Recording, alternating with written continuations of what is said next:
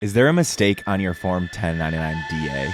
This year, crypto exchanges are issuing Form 1099-DA to customers. And if you don't fix errors on this form before you file, you could overpay on your taxes by thousands of dollars. In this video, we'll walk through 5 common Form 1099-DA errors and how to fix them so you can avoid unnecessary problems with the IRS. Stay tuned, you're watching CoinLedger.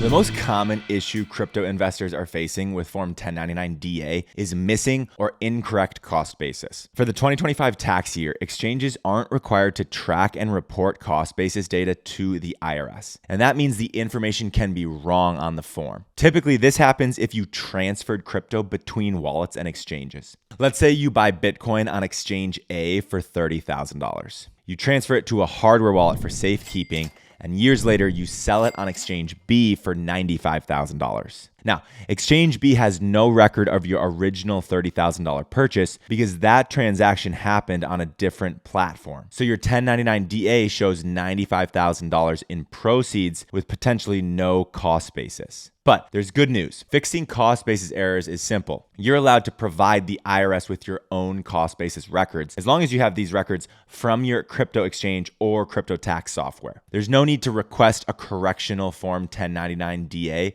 for cost basis errors. All you have to do is report your correct cost basis on Form 8949, which is where you actually report your capital gains and losses on your full tax return. Just make sure to collect records from every exchange and wallet where you've traded crypto. That means transaction histories, purchase confirmations, and transfer records showing the date you bought and sold your crypto.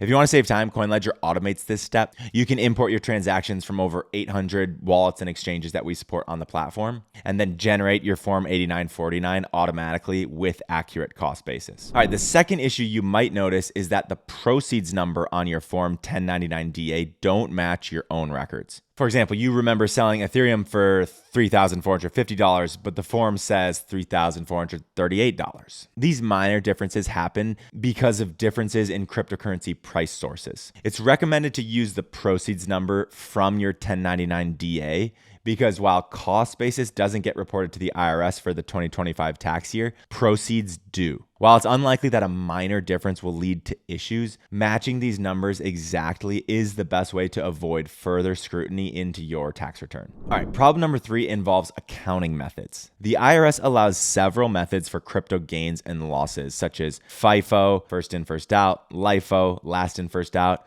And these methods determine the order in which your cryptocurrency is sold for accounting purposes, and using different methods can lead to significantly different tax calculations. Most exchanges use FIFO by default. If your 1099-DA used FIFO, you should use the same method when you calculate gains and losses on your side. Pick one method and stick with it consistently to make sure there's no discrepancies between your tax return and your Form 1099-DA. The fourth common issue is seeing transfers between wallets listed on your 1099-DA as disposals. At first glance, this might look like an error, but take a closer look. Believe it or not, these may be reported correctly. When you transfer crypto between wallets, you pay network fees. Spending crypto on transfer fees is considered a disposal, which is a taxable event. The tax impact is usually small, usually a few dollars at most, but you're required to report these transactions on your tax return. Now,